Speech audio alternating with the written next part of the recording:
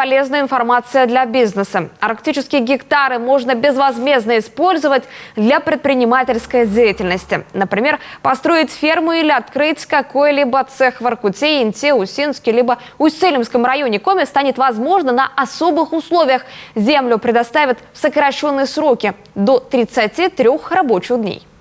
Любой инвестор, который заходит как резидент арктической зоны, по закону имеет право получить под свой инвестпроект земельный участок без торгов. Поэтому он может его получить в рамках арктического гектара, может в рамках 193-го закона. Здесь нет никакой разницы. Поэтому здесь каждый будет выбирать наиболее удобную ему форму получения поддержки. Предпринимательство даст толчок к развитию Севера. Появятся новые рабочие места, улучшится инфраструктура и качество жизни людей.